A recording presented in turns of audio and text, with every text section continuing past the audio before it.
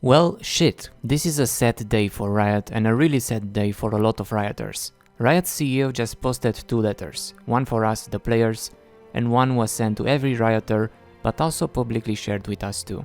I'm going to give you a TLDR since this is quite a lot to take in. So, since 2019, Riot has been spread too thin with taking on too many projects and bets and trying out a lot of different games and media and events and partnerships, and they ended up doubling their size in just a few years in terms of employees. And it didn't really pay off so far. So even with those $200 gin skins we hated so much, they are a bit in trouble financially. And they will just fire 530 Rioters globally today. They still don't know if they got to stay or not. They shall all get an email later on today and will be let know if they get to keep their job or not. So this is quite a horrible situation. And this is apparently not to please shareholders or meet a quarter's earning number, but it's so they have more financial freedom to experiment with other games and not be stuck with those that aren't working so far. And those 530 are about 11% of Riot's total workforce. So, what were the problems? Well, 2 of the main ones pointed out directly here. One unfortunately is Legends of Runeterra.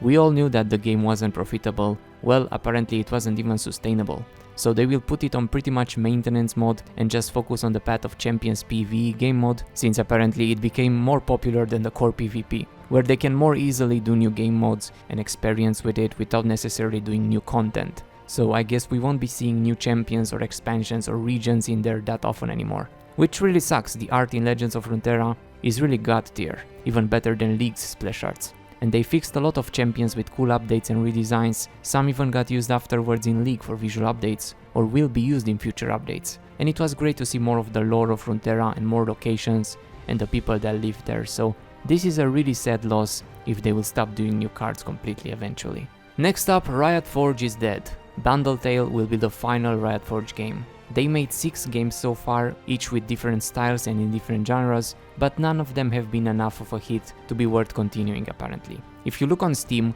even if they got good reviews, they didn't have that many reviews, so they didn't sell too well. Ruin King probably sold the most according to the number of reviews, and that was the first one they did, and since then it kinda went down with every release. So they will stop partnering with indie external studios for smaller single-player games and just focus on their current main games and future games internally. But with that said, the plan they have moving forward is to be more straightforward and focused on what works and do it better and faster. Their commitment to League, Valorant, TFT and Wild Rift is more ambitious than ever. They will prioritize those teams to focus on content, features and updates that directly respond to what we've been asking for. So maybe we'll get 2 ASUs every month. They also want to double down on esports, music and entertainment, so there is no worry for esports or stuff like Arcane since that was a massive hit, but they want to blend them better together with the games. And looks like KDA will return eventually too. Apart from that, Project L is looking promising and is still going to be finished, as well as Season 2 of Arcane this year. Nothing about the MMO yet unfortunately.